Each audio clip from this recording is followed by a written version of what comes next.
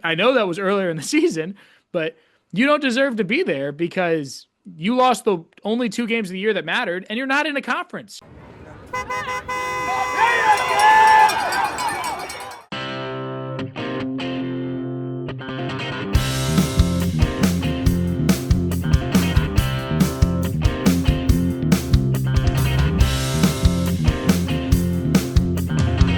So back.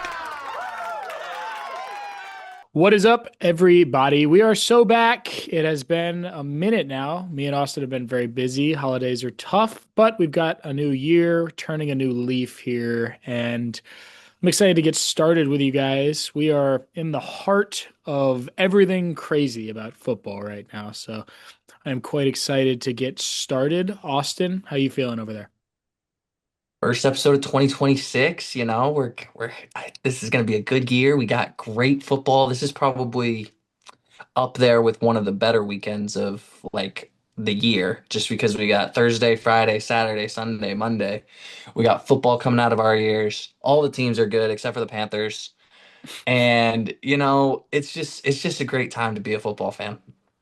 Yeah, I agree for sure. We will get to that Panthers statement here a little bit later in the show because my argument isn't quite much different from yours, to be honest with you. But we will jump into college football to start, and this is the one thing that I'm sure me and Austin are both not very happy about as far as football goes. We're happy about the playoffs being going on both sides in college and NFL football, but our alma mater lost this week to Ole Miss, a team that we've already beaten when they had their head coach, and we now lost to without their head coach. What happened?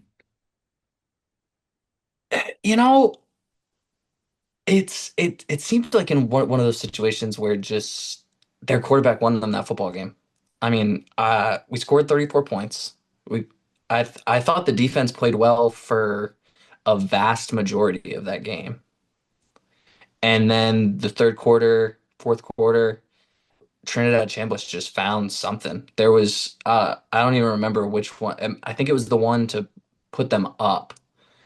There was three plays in a row where there was no reason that Georgia shouldn't have had a sack, and he escaped out of all of them and just threw a dart or rushed or whatever he did, and then they go and score, and that ends up being the game. So it's disappointing, but it's less disappointing than a game in which we would have played super poorly and known that that wasn't like the best kind of we could have given Ole Miss, you know? Yeah, for sure. And I was gonna say the same thing about Trinidad Chambliss. He just played a great game. He found something that I mean he's been good all year, but he just found something that was really special there because the Georgia defense, I at least like to think, and I would say that most people would agree, is a top five defense in college football, and that's a tough team to score on. And I mean, both of the games versus Ole Miss, he's played great, and Ole Miss has been hard to stop. They're a strong offensive squad. A lot of teams go about beating you by holding you to not a lot of points. You know, that's an Ohio State mentality. But then there's teams like Ole Miss who are like, look, we're going to let you score 35, but we're just going to try to score more than that. That's our whole goal. And they were able to do that here against Georgia. The end of that game was very interesting in the sense that Georgia was actually given a chance to, I mean, a very slim chance, and it obviously didn't happen, but a very slim chance to win this game after it was essentially already over because they had to, they tried to do something special on the kickoff because they didn't want to end up going with a Hail Mary with 9 seconds left. That ends up leading to a safety. So then Georgia's hitting an onside kick with 1 second remaining from their own 20.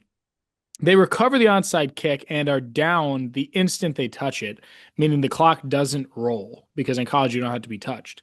So they're just down and the clock stays stopped. Then they get one play to try to win this game in unbelievable fashion.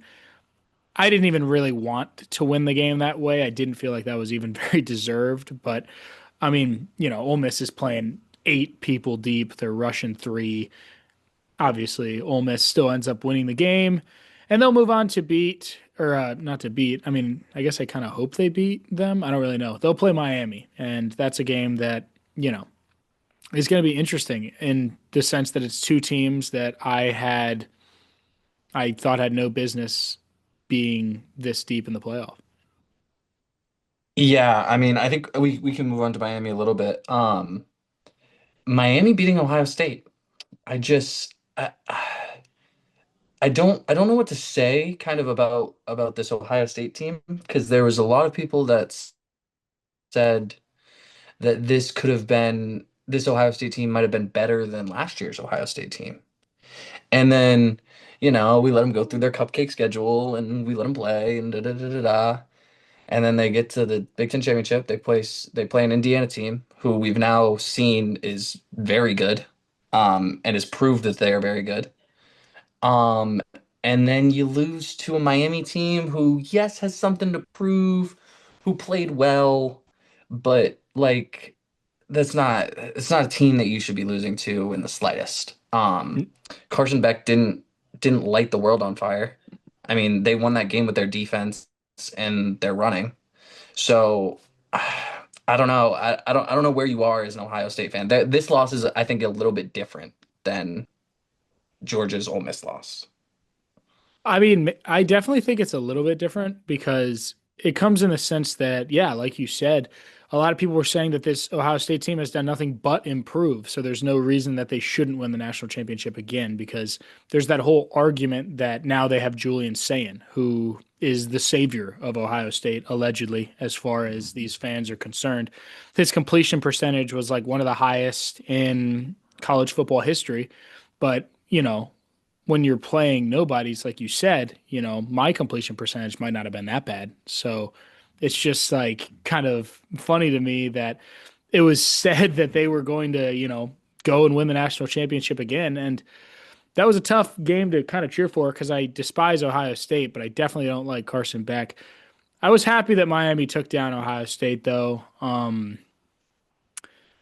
Yeah, it's Miami's defense has now proven that they're a very solid defense. They shut down Texas A&M and have now shut down Ohio State. This next matchup is going to be really interesting because this is an Ole Miss team who's putting up so many points per game. I mean, if Miami can hold Ole Miss to less than 20, I think Miami could be in the national championship. Well, I mean, if they win this game, then yeah, they will. I see what you're saying. I see what you're saying. I thought you were saying if they win this game, they're going to be in the national championship. I was like, yeah, dude, of course. Um, but no, I think you're right. If they do hold them to below 20, I think they win that game.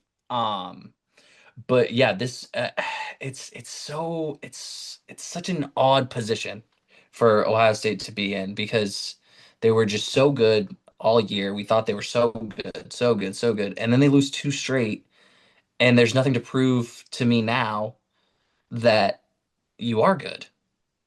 So it's like, okay, we had you good all year, all year, all year, and now I just don't even know how to handicap the Big Ten at all. Like I have no idea what teams are good, what teams are not good relative to anybody. Like the SEC, they lost all their teams too. So it's like, what the hell do we even know? So it's a very weird year this year, I would say.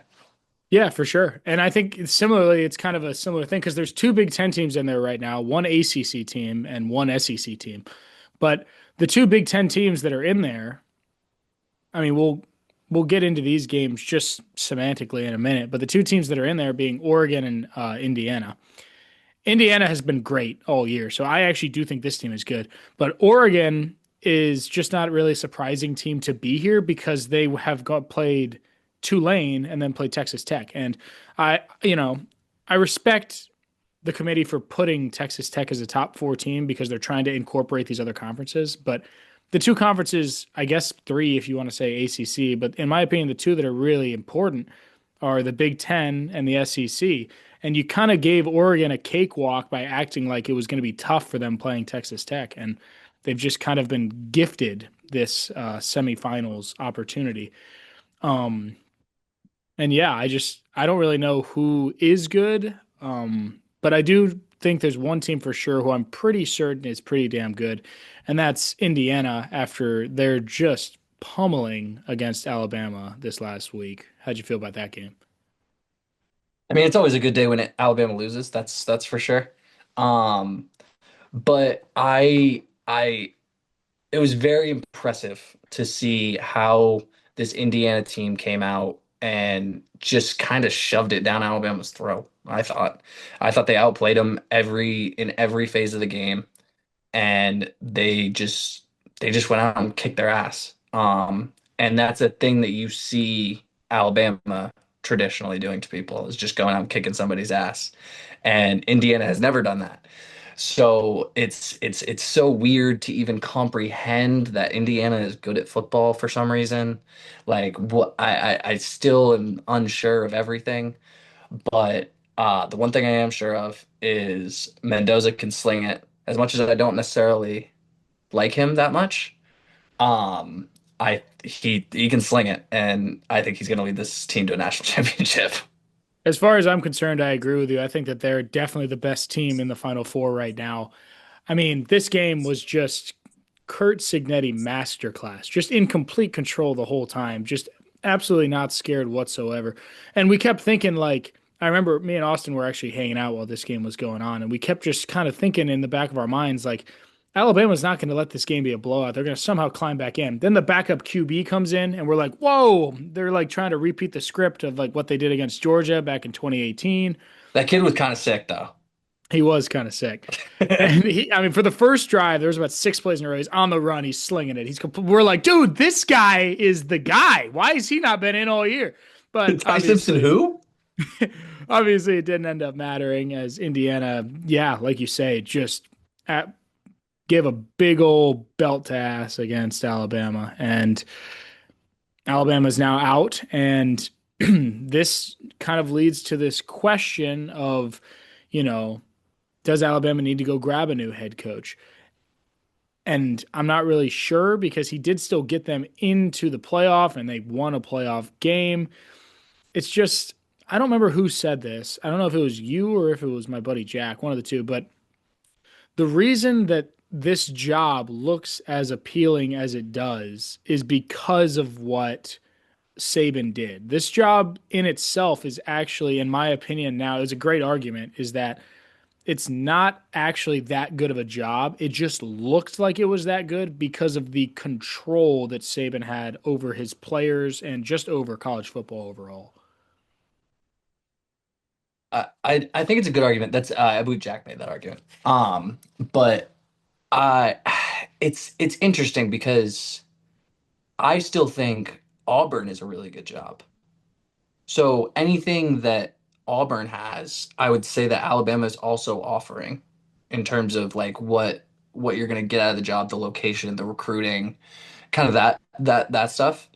Um, but it does kind of make sense because what is there in Alabama? Like at least like all these schools, they're still recruiting from Georgia, Florida, California, Texas. Like the guys are still coming out of there. So Right.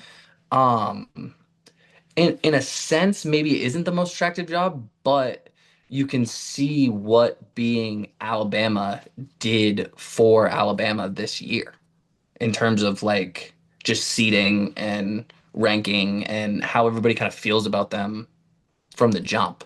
So preseason polls, everything like that.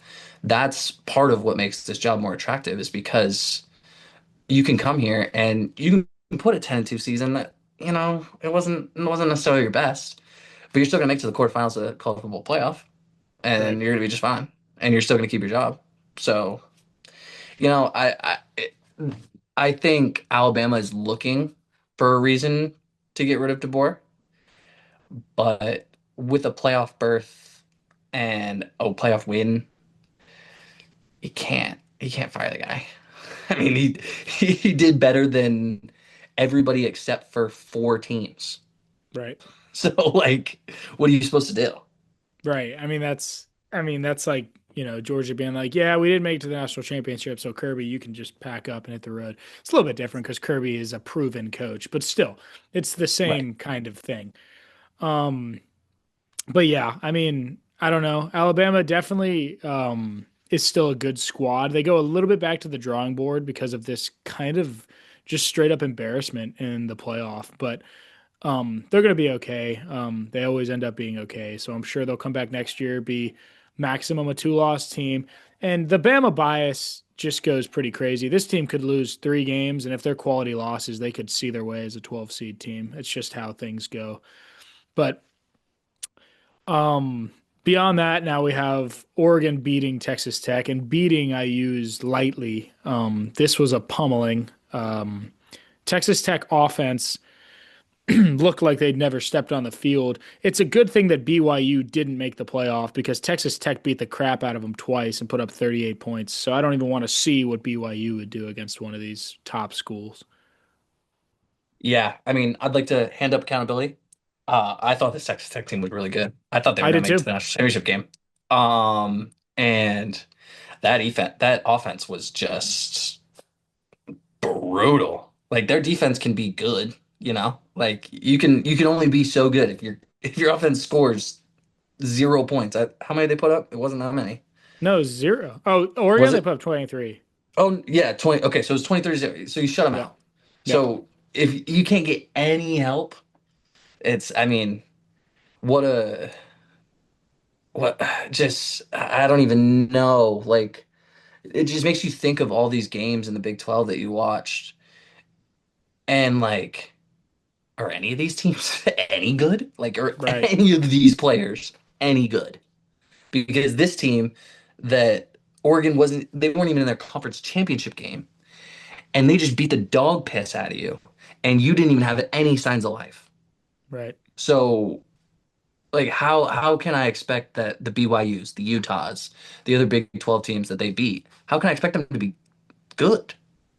Like how can we expect them next year to get to be like talked about with these teams when you just see what we just did, like what just happened? Like your offense just isn't there. Yeah. And I mean, I agreed with you, I believe, that I thought Texas Tech was good. I didn't know if they could make it to the national championship because I knew they were on the same side as Indiana. But I did think they had a good shot at beating Oregon and then, maybe putting up a bit of a battle against Indiana. But yeah, I mean, for the first quarter of the game, Texas Tech's offense actually did zero. Like they got the ball, incomplete pass, run, punt every time. That was what they did every time. But after that, it was like, okay, here we go. Here's a nice 15-yard completion. All right, nice 20-yard run. We're in field goal range. Morton drops back, fires, picked. It's picked in the end zone. Back corner, Yeah. picked. Doesn't have any zip on it. Like it had Morton threw like 2 interceptions, had a strip sack that went for a touchdown. And then there was another fumble by the running back in the game. You can't turn the ball over 4 times against Oregon and expect to win. I mean, Oregon only scored 16 on Texas Tech's defense because one of the touchdowns from Oregon was a defensive touchdown. Texas Tech's defense is great. Oregon's offense is good. Holding Right, that's Oregon an to explosive 16, offense. yeah, I mean, that's a good offense with a good QB. I mean, a good mind at the helm there with Coach Dan. Landing. Yeah, Dan Lanning. Yeah, blanked there for a minute, but yeah, it's a good team, good school, and you held them to 16 points defensively. You did an absolutely great job. If I'm on the Texas Tech defense, like I'm in the locker room, like, hey guys, like what do you want me to do? Like you got to score at least, even to think about a chance, you got to score 13 points. Like you got to put up 13, 16. And even that's going to be tough, but we, have a shot there because we're off the field for a little bit longer, a little more rested. Yeah. And I mean, going into next year now, I'm thinking Texas Tech is a good defense. If you can just get a good offense going, you can have a chance. But until something changes in that offensive room, that team's not going to stand a chance against these big power conferences. Yeah, I mean that was just an ugly, ugly football game. Um, but it was fun. So, you think you go with the bet. Yeah, exactly. I mean, and Texas Tech got a 4 seed. I'm sure they were very pleased with that. Unfortunately, they didn't do anything with it, but I'm sure I they mean, you were. take your money and you go. Yeah, exactly. But that kind of brings me into my next talking point a little bit here, which is that with Texas Tech losing, Miami losing, and UGA all losing, this and we've had the 12-team playoff now for 2 years, and teams with the bye week are 1-7. I just have to think that this has some correlation. These are all good schools.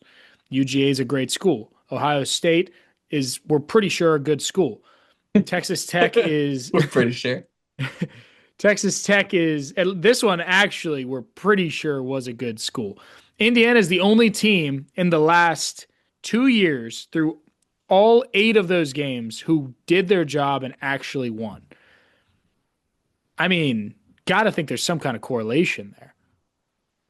So I would say that there definitely 100% there is. 26 days off is just way, way, way too many. There's no need for it. You have your conference championship game, and then what are we doing for 3 weeks? I mean, you have the first round matchup. Let's take a week off, and then no, don't even take a week off. Let's start the playoffs right after the championship weekend because pretty much everybody else has it. Anybody who's playing in that round, that's already gone. So like, let's just play. There's no need to have all this time off. It's obviously not good for the product, but this is all going to be moot anyways because we're going to go to 16 and it's not even going to matter. Yeah, it's just like the way that my brain thinks about it is that for the teams to have the reason these teams get these bye weeks is because it's supposed to be an advantage. It's supposed to be advantageous that now you get to rest and relax and rest up and get ready for the game that you have to play. So I would think that what would be fair is that the week after the conference championship, the playoff starts, right? And then these teams that get in and at large bids and, all that, those teams have to now play that week because most of those teams are already sitting anyways because they're not in the conference championship, most of Right. them.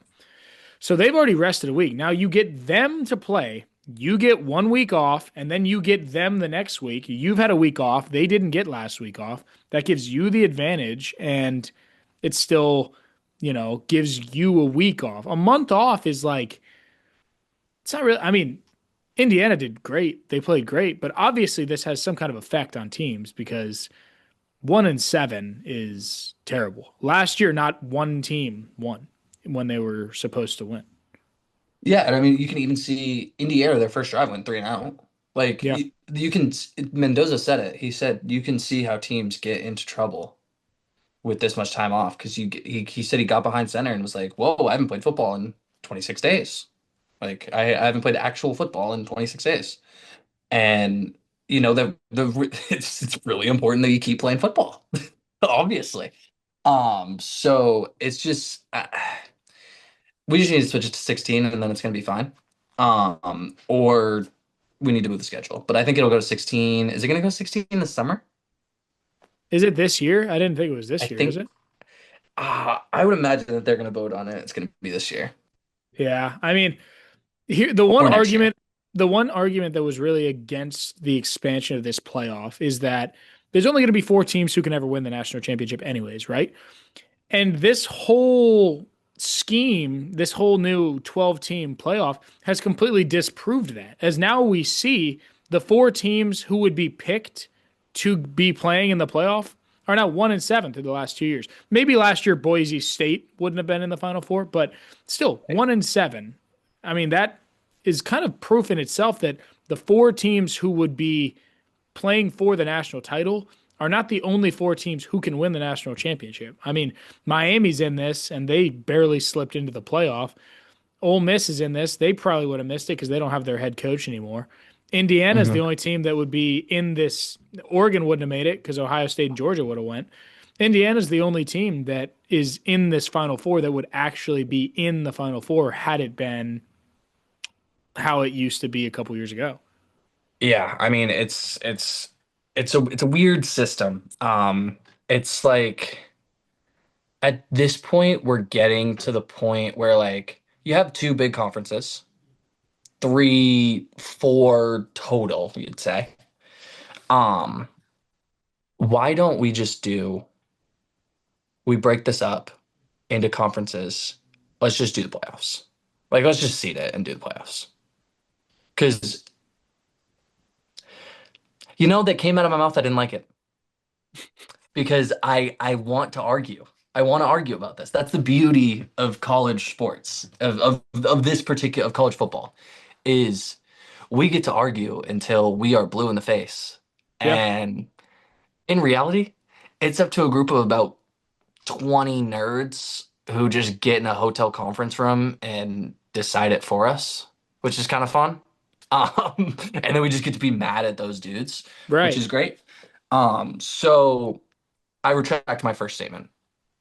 Yeah, I mean I think it's fun the way that they do it. And it's also the way that it's going to always unfortunately kind of just have to be. And another argument that I had seen and talked about before is that these teams like Tulane and JMU shouldn't be in this college football playoff, which is a fair argument, right? Because you have teams that are obviously better, you know. But it kind of with the NIL and all the things that are going on in college football right now, it's kind of fun that we're making these teams actually matter now. Like JMU was never going to win the national championship, but the fact that they were even given an opportunity to be in the national championship, JMU will never, well, I mean, I guess I could, it's not right, but in my mind, JMU will never be a top four team in the nation. So they would never make the college football playoff, but now they can. Yeah. Yeah, I mean, it's giving these teams that probably shouldn't win a chance to win, and I think that that pisses off a lot of kind of the old school college football fans, where they say, "Well, when I was watching it, it was just the championship game, and we used to just pick." And it's evolved, and I think it's definitely gotten better. The product's gotten better. But you do have these situations where it's like, okay, maybe if they were in the Big Ten or the SEC, they wouldn't have got in, right? But it's fun. Why can't we just have fun? Why can't things just exist because they are fun? Right. Like I don't understand. Like why do we have to keep complaining about a college football system that creates so much chaos and so many fun storylines and so many fun things throughout the year, and we just have to complain about it? How about we just have fun? Yeah. I mean, I don't know. I'm with you on that. And it's like the way that this system is like I get that, the Notre Dames out there, you're probably pissed. You're probably like, dude, this sucks. This system blows. But it's just like it doesn't because it's like you guys did that to yourselves. If you just joined the ACC like you're supposed to do, you would have been in the playoff. But instead, you had to act like you're better than everybody, and now you missed out a chance in the playoff. And that's what makes it fun because I will argue with a Notre Dame person right now. If anyone was a fan of Notre Dame, I don't even know if they have fans that are below the age of 75 years old. But if they had someone who was my age and was a Notre Dame fan, I would love to speak with them and just say, no, you missed out in the playoff because you lost to Miami earlier in the season, and that's the team that made it over you. And I know that was earlier in the season, but you don't deserve to be there because you lost the only two games of the year that mattered, and you're not in a conference. You didn't get a chance to prove yourself as good by winning the conference. And that's my rant about Notre Dame.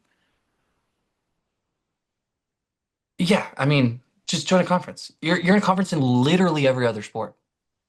Join a fucking conference. Right. Just join the conference. I don't. But, anyways, we can now move on to the playoffs that are starting this upcoming week. We've got the professionals, the NFL men. And yeah, we have some interesting storylines. I guess one of them being that the Panthers got into the playoff thanks to the Atlanta Falcons. So you're welcome, Carolina. Shout out the Dirty Birds. No, I mean, this, this division of football is just, yeah, the three teams ending at 8-9, and one of them had to win, and it just Yeah. happened to be the Carolina Panthers. They're playing. Who are they playing? They're playing the Rams. Mhm. Matt Stafford should probably be the MVP. Um, and I don't know. There's no reason that they should even win this game. But there is the fact that they beat the Rams a month ago in Carolina. So it's like, I mean, in no logical scenario do I think that Carolina is going to win this game, but they did. They already won it once. Right. And unbelievably, the Panthers slip into the playoffs at 8-9, right? Just not that great of a team. They're fine. They're like they've beaten the Rams, so we know they're pretty good. They've beaten the Packers, so they're pretty good. But they are hosting the Rams, and the Rams are just a better football team. I know that they've lost to the Panthers, but they're just better. And the Panthers get to host them because the Rams have to play in a division with the 49ers and the Seattle Seahawks. If the Panthers are in that division, they're not sniffing the playoffs. Yeah, I mean they're not even close. So Yeah. yeah, that's another thing that people don't like about the NFL that I also think is fun. Yeah. We have divisions. Sometimes they suck. Sometimes they're awesome. Sometimes you get screwed. Sometimes you get lucky. It's just the way kind of the game shakes out, and that's what makes it fun. Yeah, and I'm excited. I'm actually pretty excited for that game. I think the Panthers actually have a shot to win. I don't know if they're going to, but like you say, they've already beaten them. It's hard to beat a good team twice, and they've already beaten the Rams. So I don't know if they can beat them again. But the Falcons just beat them last week, so they can't be that good. That'll be, a pretty entertaining game. Seattle secures the 1 seed, so the winner of that game will go play Seattle. And then other than that, on the NFC side of things, we've got the Eagles versus the 49ers. I mean, I don't really think the Eagles are that great, but who knows? So the Eagles are tough for me, right? So everything that I think says that the Eagles should be good. Right. But then, like, every couple of weeks, the offense is just like decides not to show up. They're just like, I don't really feel like playing football today. AJ Brown's thinking about something different. Jalen Hurts can't throw the ball. Saquon Barkley can't run to save his life. The offensive line can't block anybody. Whatever it may be. See, feels like every other week, every 3, 4 weeks, the Eagles just lay an egg, and you're just like, Right. you're supposed to be a good football team. What are we doing? Yeah. Let's be the good football team. I mean, they should be good, like you say, on paper. That offense is like absolutely stacked. I mean, their defense is good. We know their defense is good. They've played great all year. But that offense is just really strange because, like, yeah, I kind of partially blame it on Jalen Hurts. I don't think Jalen Hurts is really playing that well. He's kind of a system QB, and he's in the best system you can possibly imagine, and still doesn't really make things happen like 35% of the time. Yeah, it's tough because it is going to end up all on Jalen. Yeah, Jalen Hurts. It is all going to end up on him because nothing changed, right? Except for his production. This is pretty. I mean, apart from a few odds and ends here, this is pretty much the same team that just It won the is. Super Bowl. Yeah. So like, what's different? Jalen's not playing that great. The offense isn't really clicking that great. The Hmm. offensive line can't really block anybody. Um, Right. but it's it's still gonna end up on Jalen Hurts' shoulders, and that's kind of the cross you bear as an NFL quarterback. Yeah, for sure. And I think that that game could be entertaining. It just, like you say, depends on which Eagles team shows up. The Eagles will be hosting the 49ers, both really solid teams, but the Eagles play in the NFC East, which has three abysmal teams in them. So they get to host a playoff game. Um, and yeah, Right? They get to host just because whatever. Bears. yeah. And It's nice then, there. At least it'll be warm. yeah, for sure. Um, And then you've got, Packers, Bears. Bears are like sneaky, really good at football. I don't really know where they came from, but they're like actually pretty good. So that's interesting. I don't really think the Packers are great. I could see the Bears winning this game, but I could also see the Packers just out coaching the Bears and finding a way to win in Chicago. Yeah, I mean, this is kind of a tough situation, right? So, if you are a fan of a Chicago sports team, the Green Bay Packers are the last team that you wanted to play because you've had this incredible season. It's been great all year. And then if you lose, you end it on a loss to your most hated rival. And then that season is just like tainted. You could have been happy about this season, and now you're like, it just left you with a sour taste in your mouth, right? Right. But from like a pure football, like roll the ball out there, let these two teams play. The Bears should win this football game. The Packers are very injured. They're trending downwards. It has not really looked good for them over these last 3 or 4 weeks. The- but it's still the Packers and the Bears, and the Packers still beat the Bears. So I just don't know. Yeah, that's the interesting thing about this game because we talked about this the other week, and I don't remember who it was with, but oh, it was Vandy versus somebody. I think it was Vandy versus Texas, and we picked Texas to win just because of who they are, right? And I feel like that's pretty much how this game is, where I want to pick the Mhm. Bears because in every facet of the game, I think the Bears are they're healthier. They have a better defense. They have a in my opinion, they've got a better QB. Caleb Williams has been playing great. I don't know if he's like actually better, but he's playing better for sure. They should win. Playing But better right now, yeah. the Packers, they own the NFC North, and they've owned the NFC North for as long as I've been alive. And that's why this game's kind of a toughie. I want to pick the Bears because I like Caleb Williams and I like that Bears team, but Packers are sneaky. Yeah, I'm gonna pick the Bears because I think they're the better football team, but I will not be surprised if Green Bay wins this game. Also, I'd like to note, I will not be surprised if Carolina wins that football game either. No, I mean, it wouldn't be the most surprising thing in the world. Rams have been kind of trending down a little bit. There was a couple weeks ago where we saw the Rams. This was like after they had already lost to the Panthers, but the Panthers was like the one kind of blip on their resume where it was like, ooh, that was a bad game, but every team has one. So that's kind of okay. And then they go and lose to the Falcons too. And you're like, whoa, okay, you guys are like struggling a bit right now, right? And now that's kind of how they go into the playoff, going back into Carolina. And Carolina's got, you know, the power of friendship bringing these guys together, right?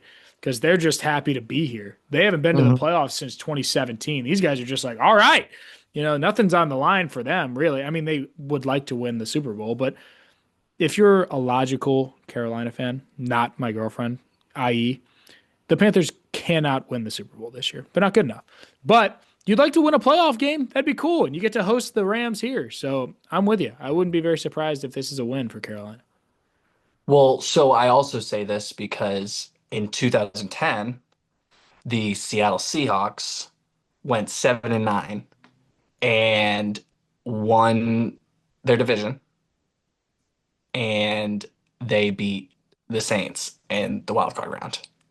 In shoot, what was the other example? There was two examples. In 2014, also the Carolina Panthers were 7-8-1 and beat the Cardinals in the wild card. So, it's not the craziest thing, but this Carolina Panthers team is just so like they're so inconsistent. It's like Right.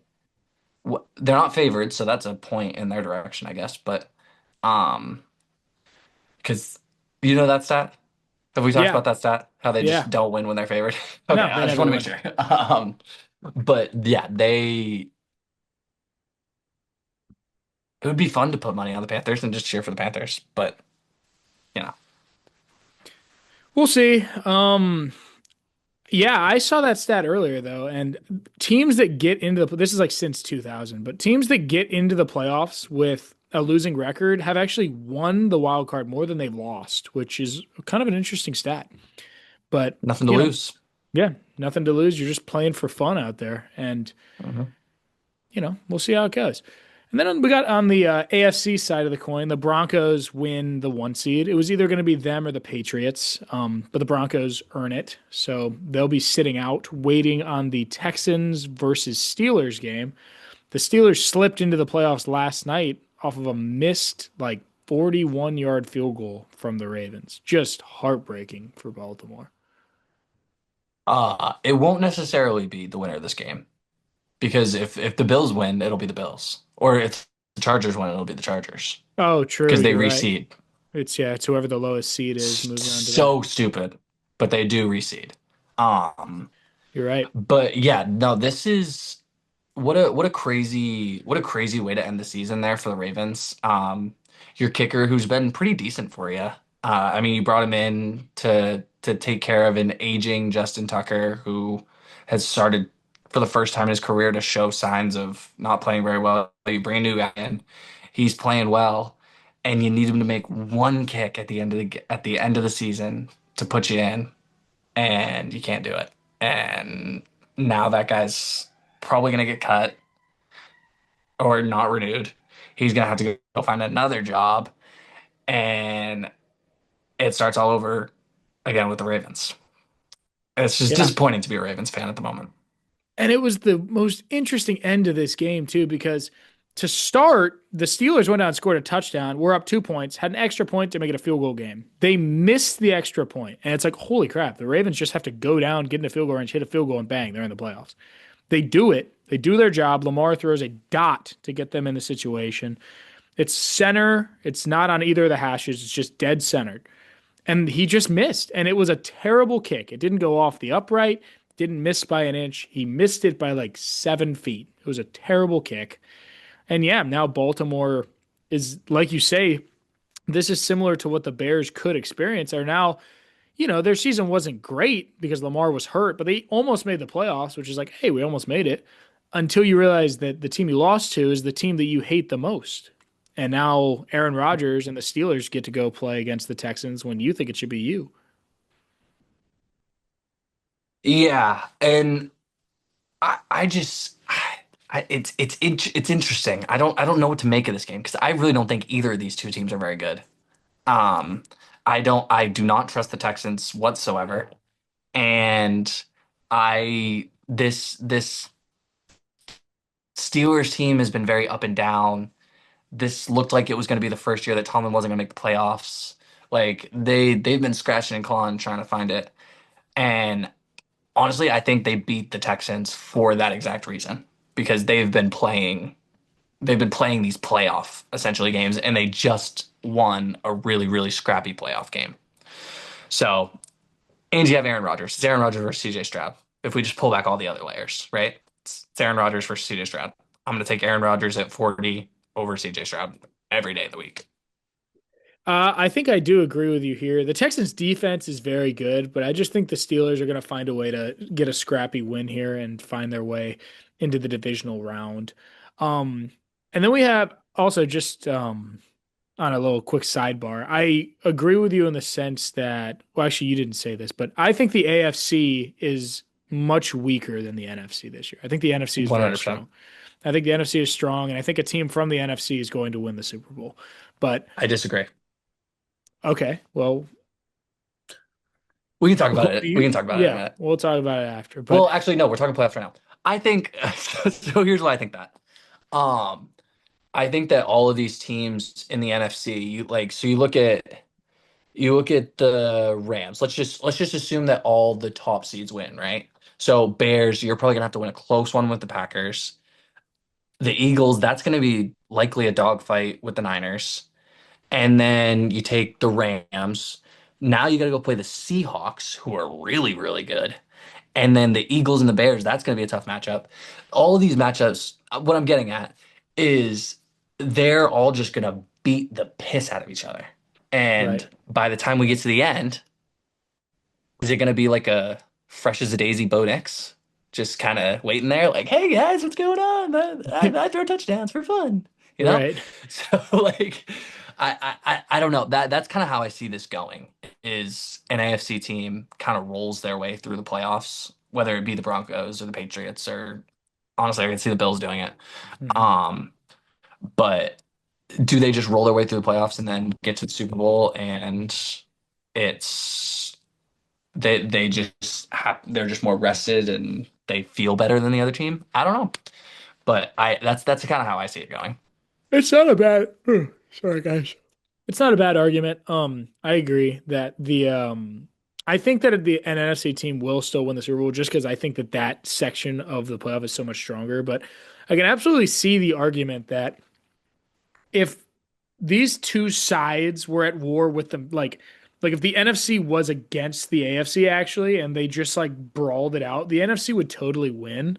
But maybe just because they're just going to be picking each other apart, the AFC being weaker is just going to kind of allow them to put forth their like star, pupil against a team that's now been battered and bruised and just gotten roughed up all playoffs. Yeah, and this is where I'm starting to see the stars kind of align for Josh Allen to finally get it done, get his Super Bowl because as much as I like Drake May and I like this Patriots team, I think they're really really good. You just don't see this very often where a team goes from not being any good at all to being a Super Bowl favorite, or not necessarily a Super Bowl favorite, but a Super Bowl contender and a team that you think could win the Super Bowl. You just don't see that very often. So I'm hesitant just in the youth of Drake May. Can Drake May be the guy to lead them kind of into the Super Bowl? Whereas Josh Allen, he's been through all of these painful playoff losses. He knows what they feel like. And honestly, he's probably not scared. Like, oh, who can whatever. Oh, I'm just gonna lose again? Okay. I do that every year. Like, who cares, right? So, I think he's gonna ball out, and I think they're gonna win the Super Bowl. I am not surprised by wouldn't be surprised by that at all. I mean, I think that the Bills are coming in here a little bit upset too. They're the sixth seed. They're not extremely pleased with where they're at. They have to play Jacksonville in Jacksonville. But this is my big upset call of the week. I could almost lock in that I think that the Bills are going to beat the Jaguars this week. This is no hate on a Jaguars team that has done absolutely their job. They're great. I mean, they're a good team who almost found themselves as being the one seed in the AFC. I just think this is going to come down to, like you say, Josh Allen experience as a playmaker. And the reason that the Bills are not a higher seed than they are is because the Bills played the Eagles a couple weeks ago. Josh Allen led a huge monumental comeback, and they went for two to win the game, and he missed them. He made a bad throw. It wasn't even good defense. He just missed. And I guarantee you he's not very happy about that. And I think he's going to come to this playoffs pretty frustrated. And I expect the Bills to roll Jacksonville. Yeah, and I honestly feel bad for Jacksonville. Jacksonville kind of got a really tough draw out of this whole thing because this is the first year that Jacksonville's been like really. This is kind of the first year. This is the first year that we've seen Trevor Lawrence be who we thought he could be, Mm-hmm. right? He's making the throws he's supposed to make. It's keeping it simple, and they're doing a really good job, and they're winning football games. But it's the playoffs, and a lot of times we see these teams lean on the experience that they have, and I think it's just going to be really, really important for the Bills, and that's what's going to get them the win. I agree. I think that they'll be moving on. And I think in that next round, I guess they're a six seed, so they would actually go play Denver. But um, then you're going to have this Patriots versus Assuming that Chargers the game. Chargers lose, yes. True. But that was what I was going to say was that I think the Patriots are going to win this game pretty handedly as well. And I was hoping that it was going to be Josh Allen versus Drake May there in the divisional, but I think we're going to have to wait for the conference game if we're going to see those two teams play each other. Just because, no offense to the Chargers, I love Justin Herbert. Think he's great. Think he's fun. He's been my fantasy QB many years. I just don't think they're as good as the Patriots, and I expect the Patriots to win this one and move on. I agree with you in the sense that the Patriots are a little bit young for me to say that this team can win the Super Bowl, but I do think that they can beat this Chargers team, and I just think that it's going to be a solid victory for the Patriots. I would agree. This is a Chargers team that hasn't really been there either, right? So like this is two teams that are a little bit more on the inexperienced side of playoff games. Justin Herbert hasn't really been. I mean, I think they've been to the playoffs, but hasn't got too much experience. I Um, think the last time I and can Drake May is remember, playing great. Go ahead. I was just gonna say the last time I can remember the Chargers being in the playoffs, it was weird because they were actually playing Jacksonville and they were up like a lot and they ended up blowing the lead. And Jacksonville with Trevor ended up winning that game. That I think is the last time that either of these two teams were in the playoffs. But yeah, that's all. Yeah, so I just see I thought this Chargers team was good. I thought that they did everything they're supposed to. Justin Herbert's kind of stepping into his role as being the franchise quarterback in LA. Um, so I think he's becoming a lot more comfortable kind of in that role. But this particular year, I just don't think is theirs. I would agree. And yeah, we can, get back into that playoff picture next week when we have a little more clarity on who's going to be playing in these divisional rounds. It's all currently just speculation, but that's that's what we have in the NFL right now. Other than the fact that the coaching carousel has begun, Falcons fired their head coach, Browns fired their head coach, Pete Carroll got Yes. fired. Uh, Yes. Gannon got fired from the Cardinals. Yes. It's such a huge fire Yes. from the Falcons. It's the biggest win of the year, and they might try to It's argue huge. that it's the It's huge. Bills. They might try to argue it's the Rams, but none of those games even mattered because now we just got to go out and actually hire a head coach. It's time. And we got rid of our general manager. We got rid of our CEO and president. We're cleaning house here. Zach Robinson's going to go because he's a terrible offensive coordinator. We're going to get rid of everybody, and it's time. This team is just the player talent on this team is just too good for us not to be winning a division, especially when every other team in it is literally trying to lose it. They're all 8-9. They're trying to let you win it, and you still couldn't win it. Yeah. I mean, when you put it like that, it's so tough. Um, but no, I think the big hurdle, I think, of this job is gonna be kind of getting over the mentality. I think a lot of these players that have now been sitting in this Falcons organization, they've only really known losing. They've only known how to kind of just be mediocre. And, you know, somebody's going to get hurt and we're going to blame it on that. And that's the end of the day, right? The, the, the, the big task for a new head coach coming in is they gotta change that mentality. We gotta figure out a way to give winning football because the talent is there. Like there, the Bijan had a great year. Kyle Pitts has had his best year. Like Drake London had a good year. There's no reason why this team shouldn't have been good. They just couldn't win football games.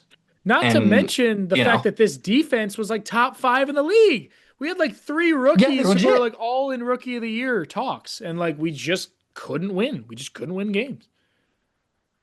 which is crazy. You go through all these stats, right? Bijan had, I think he had over 2,000 yards, He did or all he was close to purpose, but 2,000 yards. He was close. All purpose, yes, okay. Um, but you had Kyle Pitts had his career high in touchdowns, which isn't that hard, but still.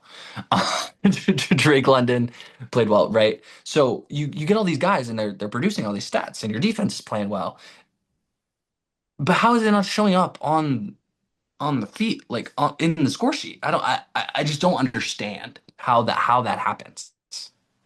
I don't know, and I'm going to continue to blame it on Raheem Morris and the offensive coordinator for now. We're gonna see next year if It's a gotta be. change. Right, that's what I would think. Is it has to be that, but It's we'll gotta see.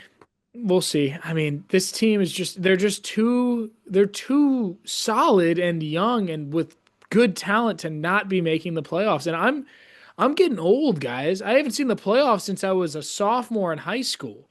Like it's time for us to get back. I'm graduated from college now.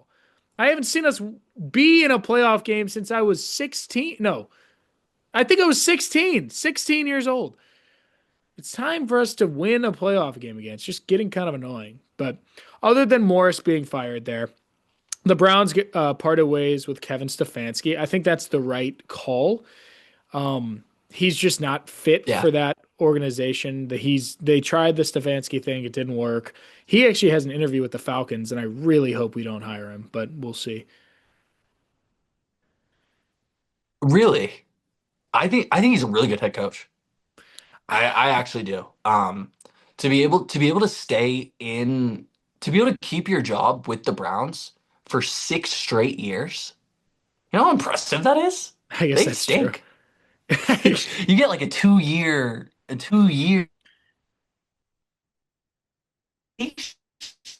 he got 6 out of them. So, I'm not I'm kind of a believer in Kevin Stefanski. I think he's gonna have a job within the next week or two. Maybe he's Like, got an interview. I don't think he's gonna have any problem finding a job. Raheem Morris, he's probably gonna have some problems. Yeah, I would assume so. We'll see. Maybe you're right. Maybe I'm just thinking about this the wrong way. In my mind, Kevin Stefanski had some issues inside the locker room with Shador Sanders, which I just didn't think was the best look that he was having in locker room problems with his starting QB. I just didn't think that was the best look. But maybe you're right. Maybe he actually was a good coach and the Browns just actually were terrible. And that's why he got fired eventually. He just didn't fit into that sucky scheme and, they got tired of it. I don't know. But beyond that Right. now, They're just not very good. yeah, no, they're not. No, good.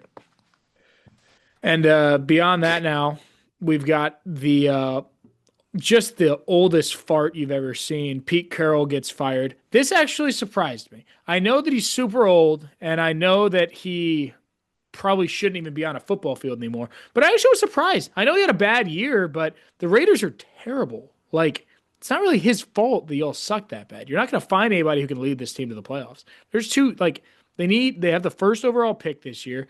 I thought they were going to keep Pete Carroll. I was kind of surprised by this fire, but he's gone now, and he probably won't be hired.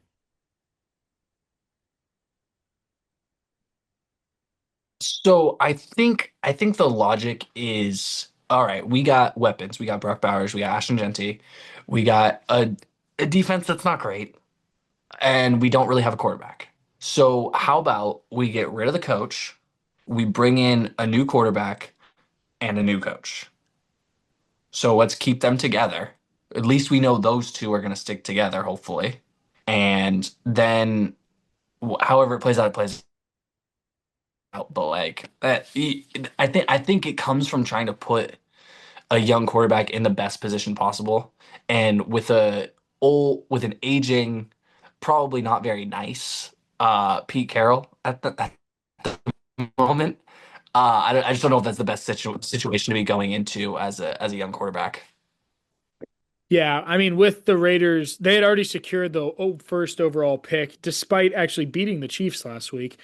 But they will, I could almost guarantee you that the Raiders will be picking Fernando Mendoza with the first overall pick. So yeah, they'll be bringing in a new quarterback there, I would assume. And yeah, maybe you're right. Maybe a new coach with Mendoza could be exactly what the doctor ordered for this Las Vegas team.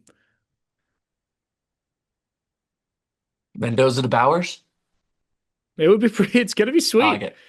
Yeah, it's gonna be sweet. And now we have the final fire, which I'm sure this one did not shock me a bit. I thought he was going to be gone last year, but the Cardinals get rid of Gannon. Just a really interesting guy and not that great of a coach. Yeah, I mean he just stinks.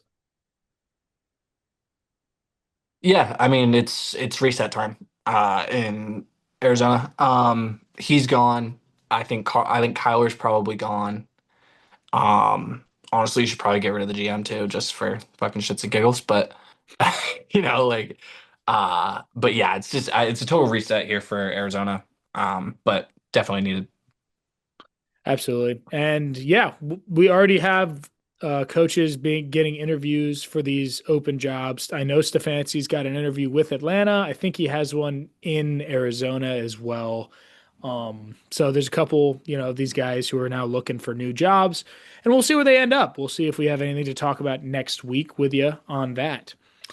But I guess we can finish up with Shid Mid Legit. I would do my Falcons minute, but I basically already got it all out on the table by the Falcons firing Morris because that was pretty much the best thing that's happened to Yeah. me all year. There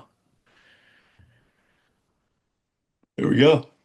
So now we can do a little Shid Mid Legit playoffs edition. We'll do this one all NFL. We're gonna do all NFL teams today just to see who The we think is.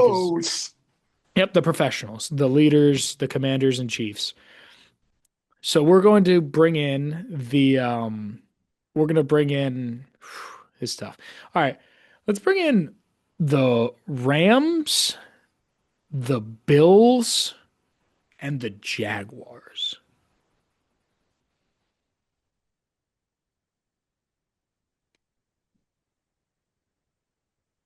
Okay. So the Rams are legit. I think in this particular scenario, the Jaguars are shit and the Bills are mid. That's a tough pick, man. That one's a toughie because I want to tell you that because I do think of these three teams that it's hard to put any of these teams as shit. And again, we've said this before, guys, but when we do this segment, shit is to be taken lightly because you might not be shid. You're just shid compared to the other two, which I think is how this situation works out for me, which is I'm going to put the Bills as legit. I'd put the Jaguars as mid, and I'd actually bump the Rams all the way down to shit. Ooh, they got the MVP. What are you Yeah, talking about? they got the MVP, but the MVP has been struggling of late, man. I mean, been struggling. I don't know. I think of those three teams. If you're a playoff team, the Rams would be the team I would. It's tough. Probably be the team I'd like to play the most, just because they're not playing very well right now. That's fair. I would rather play the Jags, but I I see what mean, you're saying. the team I would want to play the least is the Bills, with especially all that playoff experience they have. So, 100%. but yeah, I think that's all we have for you guys. A little get back show there. We're looking to get back on the horse here. Probably put out another episode next week. We're gonna try to get back on the weekly thing. As long as we aren't too busy. I'm sure you guys aren't too sad. There's probably only about 25 of you out there, but we appreciate you for listening and we love all you guys. Love you guys. But yeah, got anything else to finish here, Austin? No. I mean, we're getting back on the horse, back in consistent. New year. This podcast is gonna skyrocket in the new year. I can feel it. I can It's feel coming. it. It's coming It's here. coming. We're gonna get a massive boost in followers and ratings. And, just know that you guys listening right now are the only ones we care about, except for the And new then ones. we're We care about them too. and we're gonna get rich and famous. We're gonna throw it all away. It's gonna be awesome. I'm It's excited. going to be great. I can't wait to do it. I can't wait to burn all my money on betting on the Falcons. Let's do this. All right. All right, guys. Thank you for listening. And we'll talk to you next week. Peace.